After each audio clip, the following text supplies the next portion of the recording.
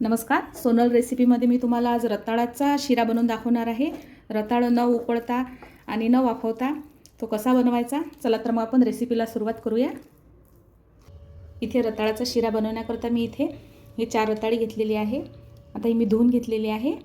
आता याला असं याची अशी साल काढून घ्यायची आहे, कारण आपल्याला हे उकडायची नाही किंवा वाफवायची नाही. असा वेगळ्या प्रकारचा मी तुम्हाला थोडा शिरा बनवून दाखवणार आहे. अगदी चविष्ट असा शिरा याचा लागणार आहे. आता मी सर्व असे याची साल काढून घेणार आहे.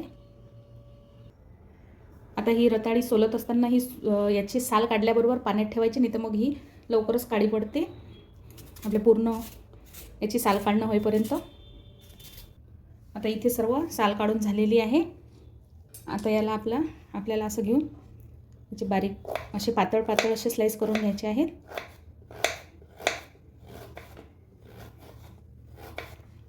बघू शकता असे पूर्ण मी असे कट करून घेणार आहे. आता ही अशी कट करून झाली की लगेच ही पाण्यामध्ये ठेवायची. पूर्ण जोपर्यंत आपले कट होत नाहीत करणं तोपर्यंत ही पाण्यामध्येच ठेवायची अशी.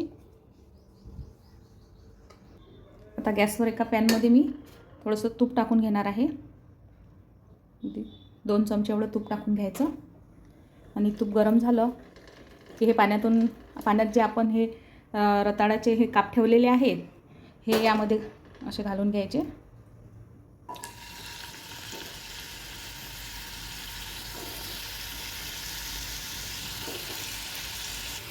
आता याला असं मधून परतून घ्यायचं.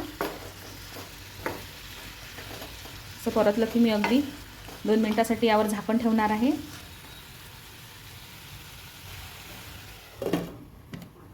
आता झाकण ठेवलेलं आहे. आता मध्ये मध्ये याला चमचा द्यायचा आहे. अगदी 1 ते 2 मिनिट झाले की झाकण काढून परत याला खालीवर करून घ्यायचं आहे. हे बघा इथे असं मध्ये मध्ये याला असं चमचा द्यायचा, नाही तर मग याला हे चिपकू शकतं खाली.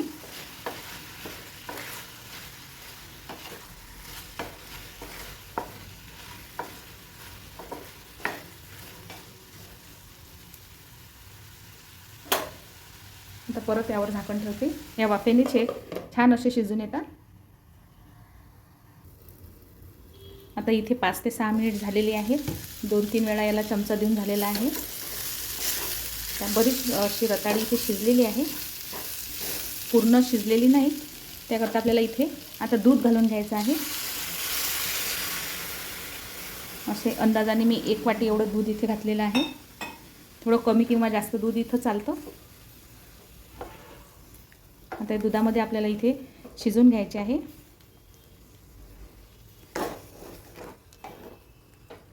आता इथे गॅसची फ्लेम मी मीडियम होती, आता थोडी मोठी करून घेतलेली आहे. आणखी परत याच्यावर असंच झाकण ठेवून शिजून घ्यायचं.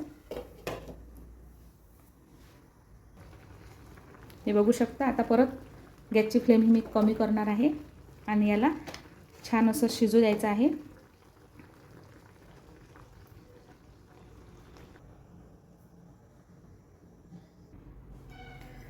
आता आपलं इथं छान असं हे रताळी शिजलेली आहे.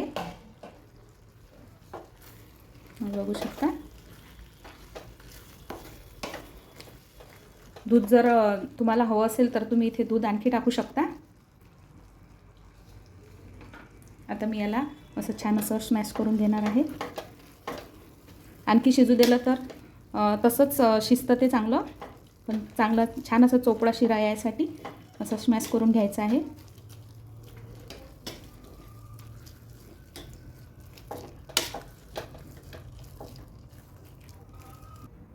आपलं छान असा हे रताळे स्मॅश झालेली आहे. आता इथे चवीनुसार साखर टाकून घ्यायची आहे आणि याला परत असं मिक्स करायचं.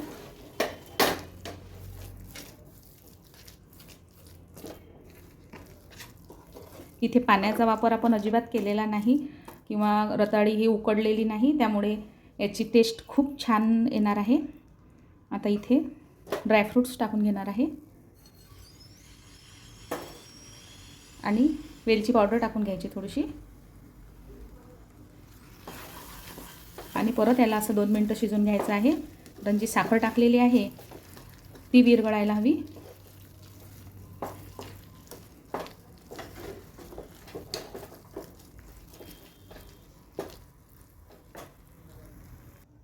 आता इथे शिरा बनवून तयार आहे.